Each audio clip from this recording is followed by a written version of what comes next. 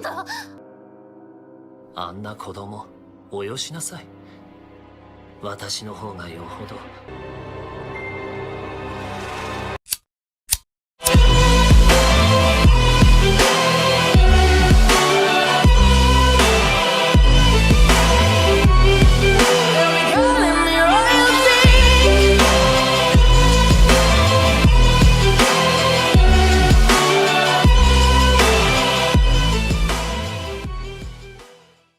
In the previous episode, we covered episodes 1 to 6 of The World is Still Beautiful, so if you haven't seen that video yet, make sure to check it out. She was your typical country girl with no real love in her lift until she was forced to marry the Sun Kingdom's king.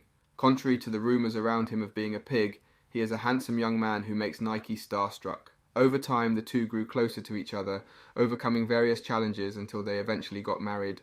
Now, with the two closer than ever, they are faced with a test to see each other's true intentions. Performing before us is Lady Nike, newlywed Queen of the Sun Kingdom. Despite her authority, she has yet to learn how to elegantly fulfill her role as a queen. Coming from a country with little authority and influence, she has yet to learn how to be a proper human. She shows this by ignoring the king when he comes banging on her door. She eventually gets out of bed, to which she is presented some flowers by the king. He tells her that she looks too thin and she needs to eat.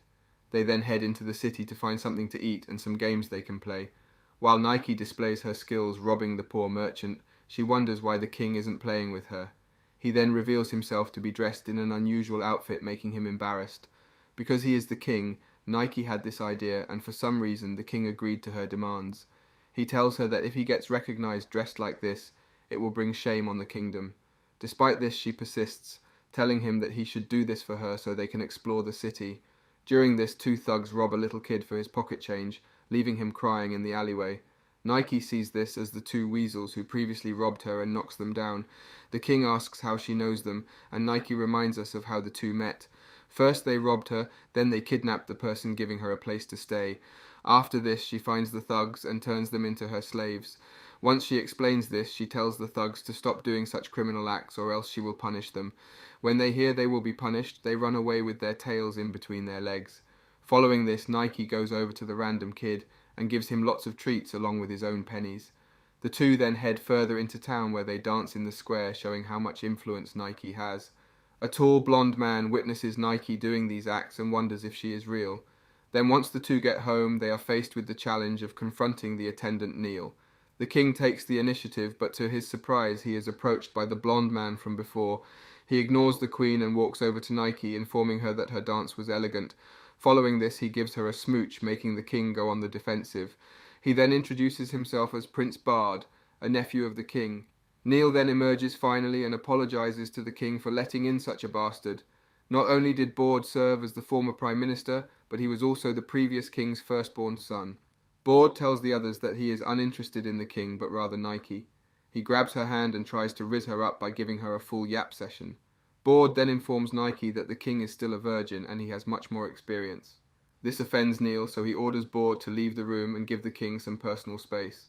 Before we continue, let's take a moment to answer the question of the day.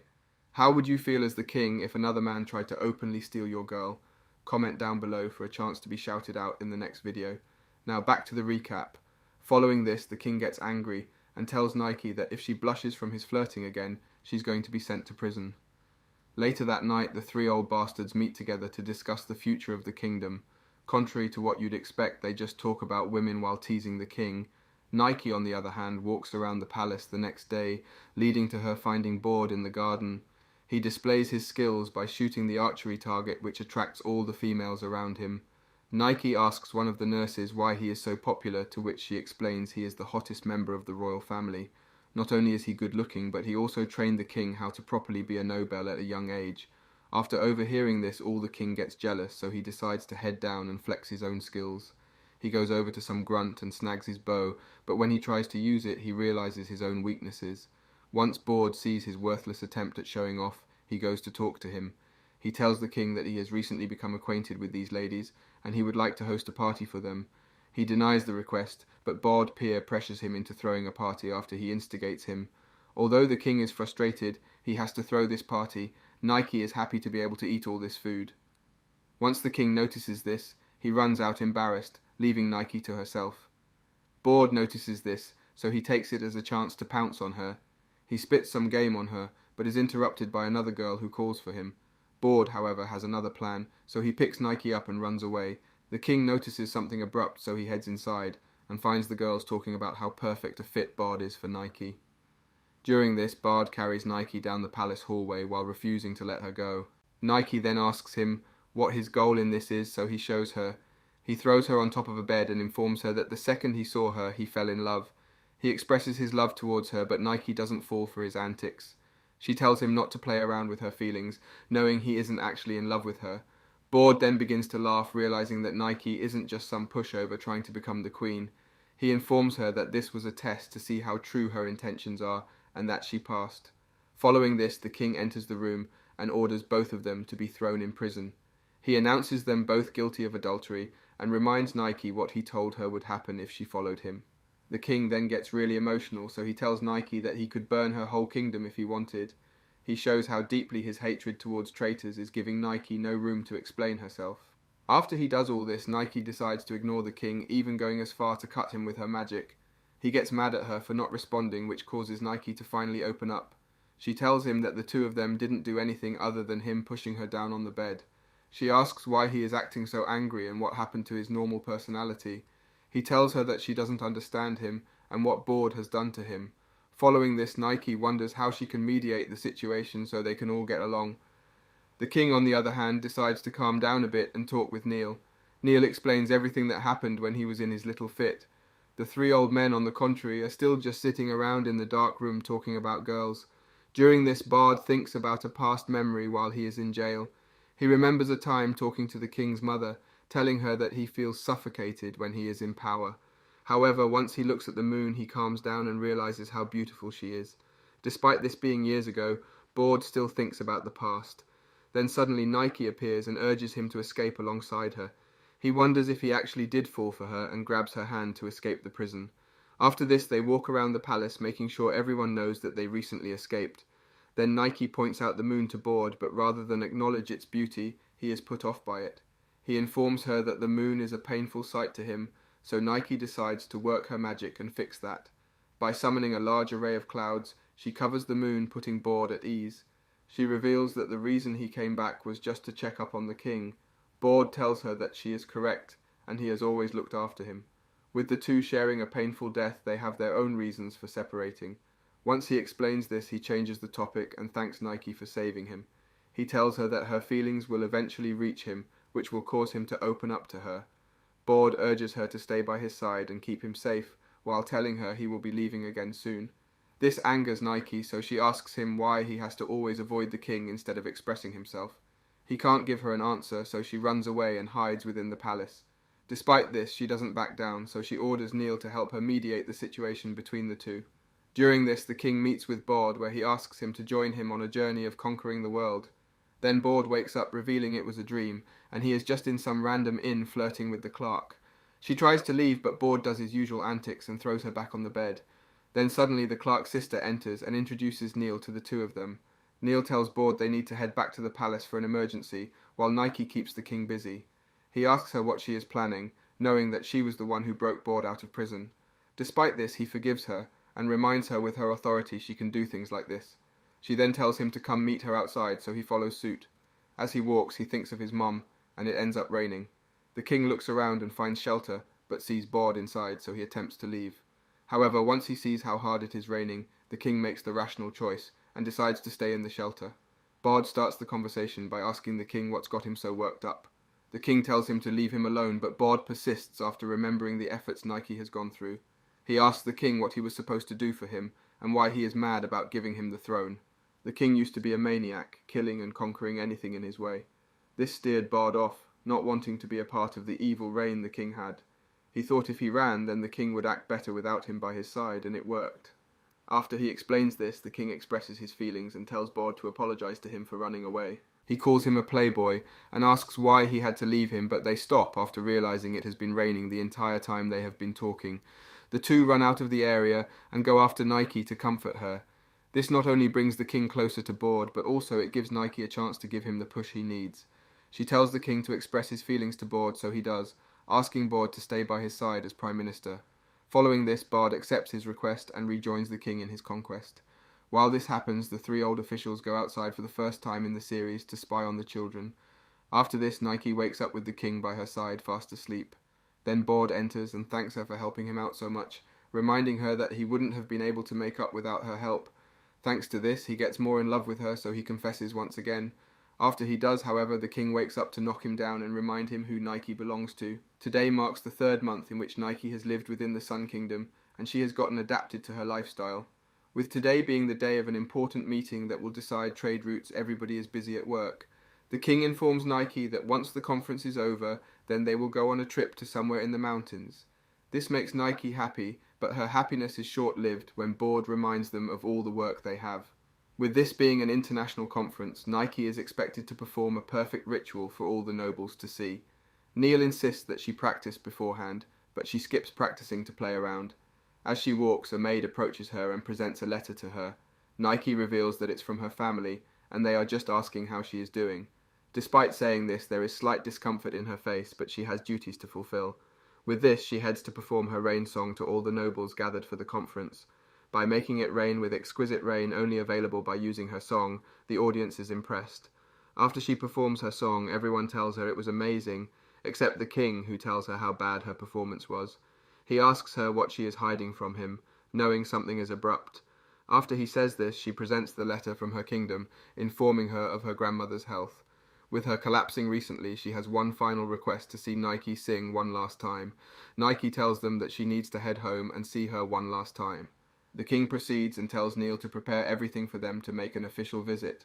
With it only taking 3 days to prepare according to Neil, the king sees no issue with abandoning his post for a few days. Bard tries to convince him to stay, but the king reminds him of his duties.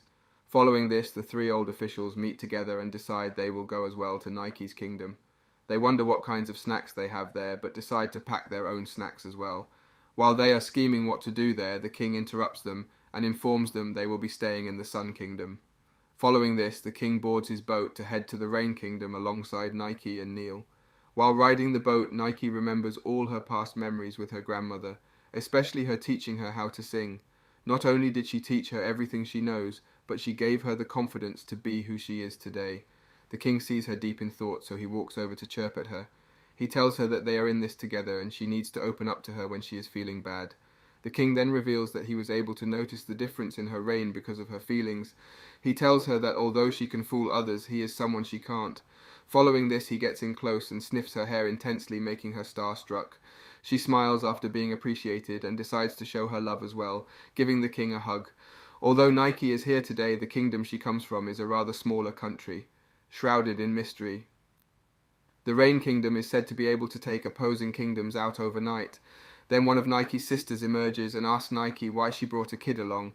She ignores this statement and instead asks how her grandmother is doing. Once she gets to the palace, she finds her grandmother in good spirits, completely unharmed. She explains that she strained her back and thought she was going to die. The old hag then introduces herself as Tohara, the previous leader of the Rain Kingdom. Following this, 2 more of Nike's sisters enter the room and run to Neil's side. They compliment him and try to win him over, unknowing that they are flirting with the wrong person. Nike notices this and takes it as an opportunity to introduce the child to them, explaining he is the king. The girls don't acknowledge it at first, but after taking a closer look, they change their attention to him. They call him cute and ask if they can dress him up a little bit. Nike protests this, but like Bard did, the girls take the king by force and do what they want with him. Despite these events, Neil and Nike leave them to do what they want and go look around the palace. Following this, a man emerges from behind a pillar and tells Tohara that he will get Nike back for their country. During this, the king is approached by Neil and Nike, looking at his new get-up. He tells Nike that her sisters treated him like a doll, dressing him up and taking pictures. Neil then informs Nike that everyone from the Sun Kingdom has felt ill the entire time because of the difference in elevation. After this happens, Nike goes outside and wonders if taking the king along with her was really the right choice. Then later that night, the king gets up from bed with a headache and goes to get some fresh air. Once he exits his room, he sees the clouds gone and a starry sky overhead. He gets impressed by this spectacle and is approached by Nike, who explains how they did this. By combining their powers, they are able to get rid of all the clouds in the sky, revealing the stars. Nike then presents some porridge to the king, telling him that she made it herself. He takes a bite, and surprisingly it's edible and tastes very good. He compliments her dish, but tells her that he still isn't impressed. He thanks her for taking him to her country, finally realizing why she acts the way she does. This takes Nike by storm, so she goes in for a kiss with the king under the starry sky. Following this, Neil calls for the king, and when he finds him, he is stunned to see his face completely red. Nike, on the other hand, also is seen blushing, wondering what this emotion she is feeling is. While this conspires, the man who met with the old hag watches them, revealing his stalker instincts. After these events, Nike does various tasks, hoping to get her mind of what happened. Despite doing all the chores, she still thinks of her kiss with the king, causing her heart to pound. Then once she enters the king's chambers, she finds him completely naked, bringing her betrothed. He tells her to calm down and asks why it has to rain so much in this kingdom. They then head outside, and Nike presents an umbrella to the king, him never seeing one before. He is impressed by the invention, but sees it as another way to connect with Nike. As they walk, holding hands on the umbrella, they talk about everything they have been through. The king tells her that through their challenges they are closer than ever before. He shares that sometimes he feels she is too good for him, like she will float away one day. Then suddenly the man who has been stalking them, Kitora, emerges and greets the two. Nike introduces him as her cousin and as someone who has helped her grandmother. Kitora then bows down and greets the two in an old-fashioned manner. Nike asks what he is doing out here, but is stopped when Nike's father emerges. He asks why they didn't come visit him, so they act like they were on the way to his estate. Nike's father explains the history of their country to the king, knowing he probably hasn't heard it. He explains that the grandmother invented her power and shaped the kingdom into what it is today. Nike's father, on the other hand, didn't do anything productive in his life other than have Nike. After hearing all this, Nike decides to rush off and leave the king alone to talk with his father-in-law. Once they leave, the king asks where Nike's mother is after seeing just him. He explains that Nike's mother is bedridden and hasn't been able to move in quite some time. Despite this, Nike has learned the way of the rain and gained the admiration of various people around the kingdom. Despite their remoteness, the Rain Kingdom still puts on their own entertainment shows, with the various daughters performing shows. Tonight, she sings for her kingdom as a way to welcome the Sun Kingdom's king. Despite having this all done for him, the king doesn't attend the performance, thinking it's too loud. Instead, he looks around for Nike, but is unable to find her despite his searching. During this, Kurota talks with Nike in private, hoping to finally share his thoughts with her. He tells her that he was surprised when he left for a bit and came back to her being gone. He asks if she is okay with being sold off to another country, telling her she is being selfish. Nike tells him that although it was challenging at first, they have gradually fallen in love. Kitora then asks if she is planning on being his mother, reminding her of the age gap. He then grabs her hands and asks if she has ever truly felt in love with the king. Then suddenly she begins to get blurry vision, leading to her fainting. Kitora tells the asleep Nike that once she wakes up everything will be alright, revealing the grandmother is behind this all. Following this, the king goes to meet with an official of the Rain Kingdom, who informs him that Nike is ill with a sickness. He tells the king that there is no way for them to meet, her sickness being contagious and dangerous. After this, Nike wakes up in a cell to be greeted by Kitora explaining the situation. He tells her that they need her to be able to successfully hypnotize the king of the Sun Kingdom. He explains that by doing a little bit each night they will eventually have full control over him, and thus forcing him to break off the engagement. Nike then asks why her grandmother would order such a thing to be done to her. He explains that they need to protect the sacred art of their kingdom and can't afford for it to spread. During this, Nike's sisters meet with the official and wonder if it's the right decision to do this to Nike. After using the hypnosis on the king, he falls asleep and gives the official a chance to perform his spell on the king. Contrary to his appearance, the king is still awake, so he pulls out his sword and restrains the official. Following this, he gets Neil to cover him as he jumps off the building to rescue Nike. Then one of Nike's sisters comes to his side and guides him to her location. While they walk, she explains what is going on and why the old hag did all this. She explains that although she is helping him, she might be discarded by her grandmother if they find out. The king gets a kick out of this and tells her she is brave for helping him. Eventually, they arrive at the tower in which Nike is imprisoned, where the grandmother waits for him. She tells him to follow her, telling him she exceeded his expectations with his persistence. She then reveals a key that opens the tower and throws it into the lake, telling the king she will not give up on Nike. She tells the king that Nike has the power to change the world, and it's too risky to be in his hands. He ignores her, however, and dives into the lake to search for the key. He announces his love towards Nike, but she persists by increasing the rain. During this, Nike sits in her cell, wondering when the king will come to rescue her. She realizes that she doesn't want her relationship with the king to end here. While this occurs, the other Rain Kingdom nobles come outside to see the king and grandmother arguing with each other. Despite the crazy waves and large boulders falling from the sky, the king persists. While this happens, Nike bangs on the prison door, shouting to Kitora that she wants out. After seeing this, he tells her to stop, reminding her that disobeying her grandmother's orders is treason. Nike doesn't give up, however, as she continues to bang on the door, eventually causing her to bleed. She tells Kitora that it doesn't matter what they do, she will always love the king. After hearing Nike's resolve, Kitora did what his heart told him and released Nike. He cared enough for her to not want her to be seen in this situation. He then gives her not only the key to get out, but a bandage to cover her wound. With these supplies, Nike is able to escape where she finds her sister outside. She informs Nike that the hypnosis failed, but he is currently fighting with her grandmother. Once Nike arrives at the scene, she finds the king out cold on the floor with no signs of life. Nike does what she can to save him and begins giving him CPR while everyone else watches. Although he is gone, she doesn't give up hope, and eventually her tears reach him. He coughs up the water, clogging his throat, and asks Nike what happened while he was asleep. He apologizes for being so lame, not even being able to bring back Nike on his own. To bring some of his pride back, however, he flexes the key that she threw, revealing he found it. Following this, they head back where the king talks about the Rain Kingdom's punishment with Neil. Nike's sisters tell him they will do anything he says to resolve the punishment. He then informs them that this is a personal grudge, not something that would escalate internationally. The king reminds the two beautiful girls before him that they shouldn't offer themselves so lightly. Then 2 days after these events, Nike is seen running around her palace looking for the king. While searching, she runs across various people who urge her to hurry up and find the king already. Eventually, he reveals himself by throwing an acorn at Nike's head, somehow knocking her over. She asks the king how he is so carefree, to which he tells her that they will only have a couple more days here. She then gets on the tree beside him, but gets embarrassed when the king attempts to grab her hand. She swipes it back, making the king get frustrated, and remind Nike that he isn't some boy. The two begin arguing back and forth, making it seem like they have been married much longer than a couple months. Neil then finds them amidst this and tells them to stop flirting. They obey, but when the king goes separate ways from Nike, he is approached by various people asking to groom him. They bring him to the bath and give him the first bath he has had since arriving. Then the girl who captured him reveals herself to the king as Iraha, Nike's mother. The king asks if she got better from her sickness, and she reveals it was only a small cold. Her guards tell her to calm down, but Iraha persists and tells the king to talk to her. She begins by apologizing on behalf of Nike's grandmother while informing him of why she was so hasty.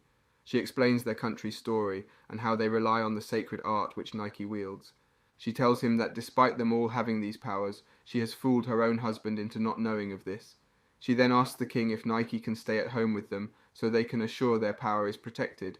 The king, however, insists that Nike is now his, so he tells her she will be going back to the Sun Kingdom. She respects his decision and moves on to the next topic, dressing him up. She presents a garment and tells him this is what people getting married in their kingdom wear. After putting it on, she gets excited from his cute appearance. He then steps out to where Nike is, and he is impressed by how good she looks in the weird outfit she has on. She runs to his side, but Neil reminds her that it took her hours to fit into this outfit. She calms down and gets embarrassed after realizing how the king reacted to her beauty. Following this, her mum emerges and tells her to continue being her. As she leaves after comforting Nike, she reveals that her mum is bad at controlling the rain. They then move on to the celebration where various food and drinks are prepared for the guests. Combine this with the hilarious entertainment of the Rain Kingdom and you get a good night. As the night goes on, the audience eventually asks to reveal how Nike acted when they first met. He explains that she was rude, so he threw her in the prison, which makes the audience laugh. He continues by getting more serious this time, informing the others that she has gradually become a part of his family. He informs the guests that thanks to Nike he has been able to express his feelings to others better and strengthen his relationships. The crowd then erupts and calls for the king to give Nike a kiss. He follows his command and gives Nike a smooch, making the crowd lively. After the attention on them shifts, Nike tells the king that she wishes her grandma and Kitora could have come. Once he hears this, the king decides to go and recruit Kitora to join their celebration. He tells Kitora that although the two of them used to be friends, he needs to grow up. This angers Kitora, so he throws an apple at the king, proclaiming to him that he has always watched after Nike. The king counters by telling him that he had all that time and did nothing. Kitora then runs at him and pushes him back to the point where he is just leaning off the edge. The king tells him to man up and kill him if he is going to, but Kitora rethinks it and pulls the king back. He tells him that he will let him off this time, but if he ever sees Nike crying because of him, he will be back. After the two of them tell how they are feeling, they feel more comfortable with each other. Eventually Nike finds them and asks Kitora why he didn't come to their celebration. After hearing this, the king gives the two childhood friends some alone time. The next day, Nike and the king head to their ship and get ready to leave the Rain Kingdom. Before they left, Nike visited her grandmother to see her off, but she shut him out. Despite their long-lasting friendship, she couldn't bear the pain of seeing her off. After she got denied entry to her grandmother's place, the king assured her to try again to find her. When he sees her run off, he runs after her, making Nike anxious. Although she was claimed to be the favourite child, the old hag knows that she had tons of issues. As she walks through her estate thinking of her issues, Nike and the king fall over the wall to confront her. After she is spotted, the grandma runs inside her place, refusing to listen to Nike. Despite this, however, Nike still informed her that she loves her. She tells her grandmother, although she could live a peaceful life alongside them, she knows she has a new future. She tells her that thanks to the king, she has started to realize who she is. She wishes that she could agree with her wish of wanting to stay with the king. Following this, she thanks her grandmother for everything she has done, knowing she might not see her again after she leaves. After she expresses her feelings, she runs off, leaving just the king to talk to her. He tells her that she should be the bigger person here, but she still refuses to acknowledge him. After this, they board the boat and begin heading back for the Sun Kingdom. During their journey, Nike tells the king that despite her grandma's actions, she is still happy. Then suddenly, as they leave the Rain Kingdom, someone starts singing, summoning a storm. Everyone watches and recognizes the person singing the song as Nike's grandmother. Once she hears this, Nike goes to see if she can spot her grandma, to which she does, standing atop a mountain. Nike informs the king that this song is a type of song in the Rain Kingdom's old language. It is known as the farewell rain, a warm rain of happiness.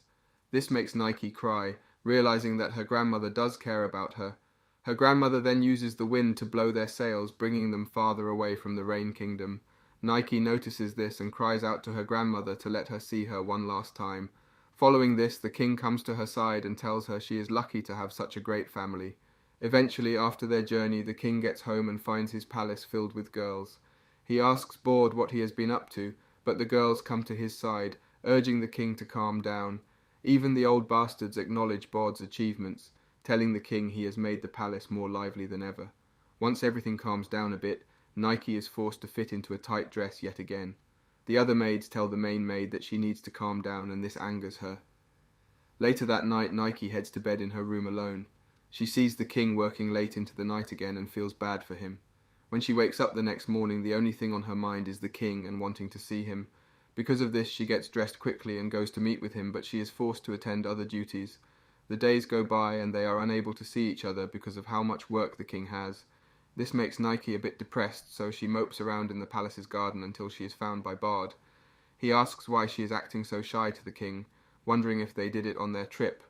Following this, she explains what happened, which makes Bard tell her to be patient. He reminds her of everything he has done for her and tells her he just has his responsibilities. Having not seen him in so long, Nike decides to try something else out and sing for him. As she sings, the sky becomes engulfed in sad clouds, but it still doesn't reach the king. Over time, the king begins to realize he is missing something, so he decides to make an elegant appearance the next time he sees Nike. After deciding to ride a horse into a grassy field and win her heart over once the two finally are able to see each other again.